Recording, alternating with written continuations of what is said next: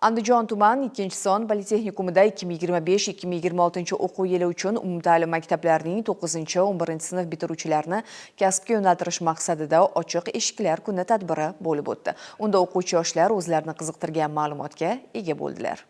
Yurtning yetakchi kuchi yoshlardir. Ularning bilim olishlari, kasb-hunar egallashlari ertangi kunning muhim tamal toshi hisoblanadi. Bugun yetarli ko'nikma va malaka olayotgan avlod ertaga albatta yetuk mutaxassis, o'z kasbining ustasi bo'lib yetishadi. Andijon tumani 2-son Politexnikumida o'tkazilgan ochiq eshiklar kuni ham kelgusida kasb tanlash borasida ko'plab tanlovlar qarshisida qolgan yoshlarga ayni muddao bo'ldi. Ochiq eshiklar kunida yoshlar oldiga qo'yilgan ko'plab takliflar keng ko'lamliligi bilan ahamiyatli bo'ldi. Xususan 9-sinfni tamomlayotgan o'quvchilarga avtomobillarni ta'mirlash va ularga xizmat ko'rsatish, tikuvchilik, axborot vositalari mashinalari va kompyuter tarmoqlari operatori, melioratsiya texnikasi operatori va traktor mashinisti tayyorlaydigan yo'nalishlar taqdim etildi. Mustahkam texnika va texnologiyalar bilan to'liq jihozlangan ta'lim muassasasi tashabbusli byudjet loyihasi doirasida tubdan takomillashtirildi. 11-sinf bitiruvchilari uchun mo'ljallangan nasos stansiyalari va nasos qurilmalari mashinisti, gidrotexnika inshootlaridan foydalanish hamda suv xo'jaligi va melioratsiya singari o'nlab yo'nalishlar dual ta'lim asosida o'tkaziladi. Bu tadbirni o'tkazishdan asosiy maqsadimiz o'sha hududiy umumta'lim maktablarini taklif qilib, ularni 9-sinf bitiruvchilarini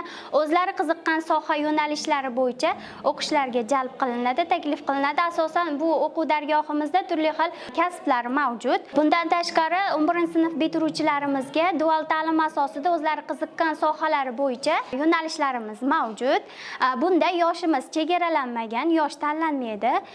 Agar mana shu o'quv dargohimizni 2 yil mobaynida imtiyozli bitirsa, o'zi xohlagan, o'zi kasbi oliy ta'lim muassasasiga imtiyozli ravishda 2-bosqichga qabul qilinadi. Shuningdek, ta'lim dargohida yoshlarni bo'sh vaqtlarini mazmunli tashkil etish va ularni biror kasbga yo'naltirish, kelajagini ta'minlash borasida ham salmoqli ishlar amalga oshiriladi. Jumladan, stol ishlab chiqarish va tikuvchilik sexi, yog'och o'ymakorligi, baliqchilik, parrandachilik, chorvachilik kabi yo'nalishlar muntazam o'qitiladi. Bundan tashqari santexnika, elektrogaz payvandchi singari mutaxassisliklarga o'qitish, ingliz hamda rus tillarining qisqa muddatli o'quv kurslari ham tashkil etilgan. Bular barchasi yosh avlodni ma'nan yetuk, muhim bir kasb-korining egasi bo'lib yetishlarini ta'minlaydi.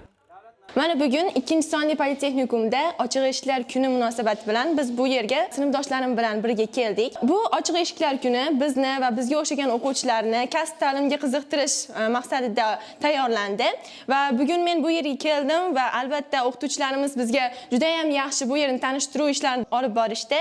Masalan, bu yerda juda ham ko'plab bizni qiziqtirish mumkin bo'lgan ajoyib yo'nalishlar bor ekan va men ana shu yo'nalishlardan biriga kirishni niyat qilib qo'ydim.